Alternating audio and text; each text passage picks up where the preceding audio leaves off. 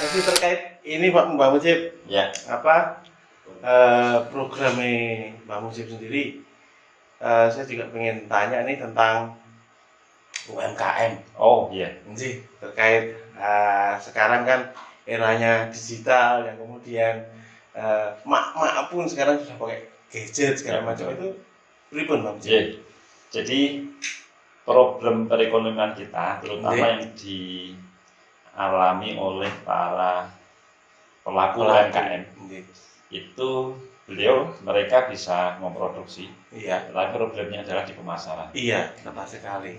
Sementara sekarang pada musim atau era digital ini, maka memang mereka harus dibekali dengan marketing digital. Nah, artinya dia harus sadar bahwa HP itu tidak hanya untuk mainan, tapi HP juga untuk bisnis. Dan sekarang yang namanya pasar itu tidak harus di depan jalan, tetapi di tempat lempit pun ketika mampu mengendalikan digital dengan gadgetnya itu, insya Allah. Sehingga langkah pertama, berikan pelatihan marketing digital kepada para pelaku UMKM. Yang kedua, harus ada pembinaan lain, yaitu pelatihan terkait dengan keterampilan pada produknya itu sendiri supaya produknya berkualitas. Jadi tetap produk knowledge harus ya, itu juga produk harus ditingkatkan di samping pemasaran, karena kalau pemasaran bagus tetapi produk mengecewakan, dia juga akan pasarannya menikmati. Yang ketiga, pemerintah harus secara fair melakukan pendataan dari seluruh UMKM yang ada. Yang terjadi sekarang itu ketika saat ini ada bantuan karena COVID ini, BLT UMKM ternyata masih banyak yang tercecer. Banyak sekali. Tidak terdata sebagai datanya UMKM. Nggak akurat ya? Datanya mungkin tidak.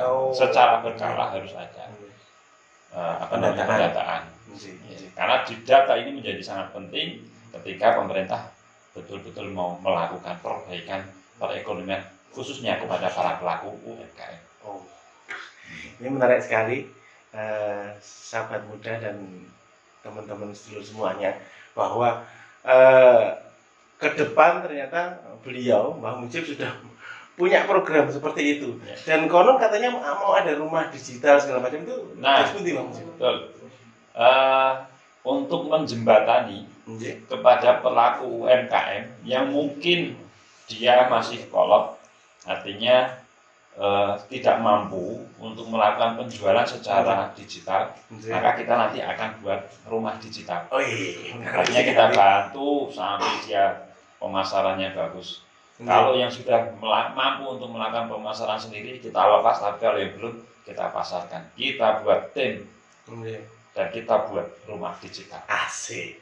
Dan itu salah satu solusi ataupun alternatif ketika yang sewu mungkin ibu-ibu rumah tangga yang biasanya cuma status atau mungkin hai di depan handphonenya, itu bisa sambil kita olah, dan mungkin ketika mereka terbatasan dengan pengetahuan ataupun kurang bahasanya kurang smart, mungkin bisa diantisipasi dengan rumah digital.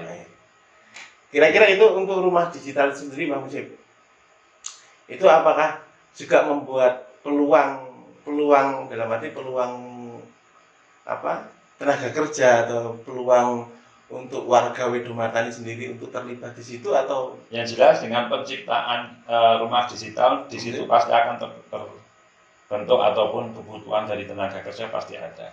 Diawali dari relawan, kemudian di situ mereka mampu melakukan pemasaran, di situ akan ada bagi hasil sehingga perekonomian kita akan jalan.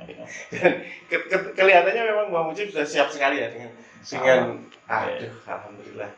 Sahabat Brena dan seluruh semuanya, itu tadi penjelasan dari Mbah Mujib tentang era digital, era milenial ini yang memang kita sebagai pelaku UMKM mungkin sudah mulai produk ayam ini Mas. Ternyata nanti Wedomartani semakin digital ini. Dan selama ini kami sudah melakukan pelatihan untuk UMKM, yaitu pelatihan marketing digital. Alhamdulillah animunya sangat bagus. Animunya sangat besar. Dan beberapa sudah menyampaikan kepada kami bahwa efeknya dengan memanfaatkan digital dia sangat luar biasa. Ada yang dengan Facebooknya, ada yang dengan IG-nya, ada yang dengan Twitter programnya, lumayan menarik juga.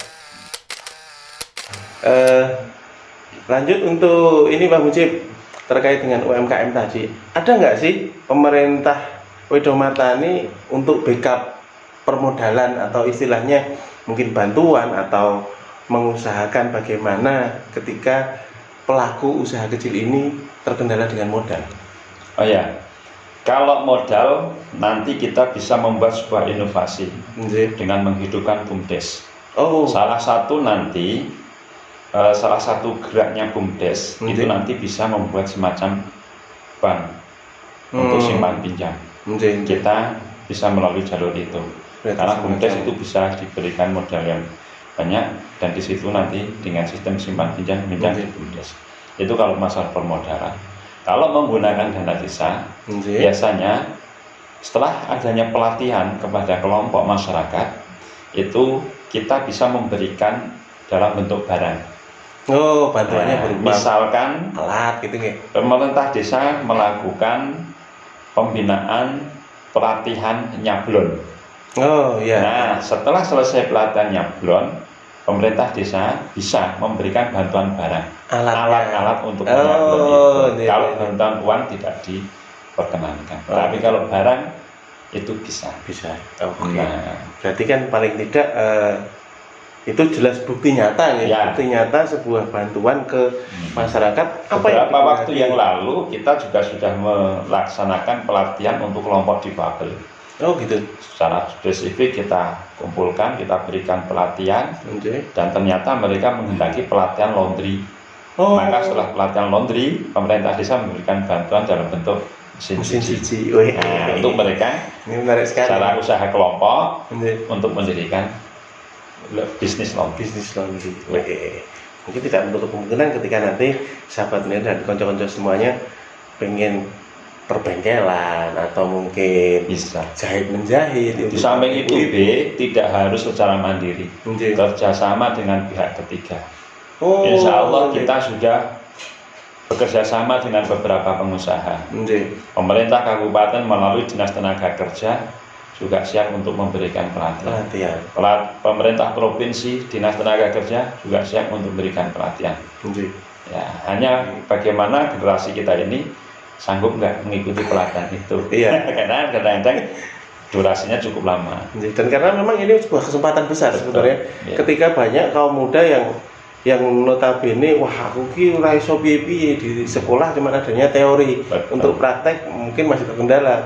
Dan kadang memang tadi seperti dikatakan Bang Mujib, untuk permodalan ternyata bisa juga di backup ataupun diberikan solusi. Jadi ternyata itu bukan sebuah kendala gitu.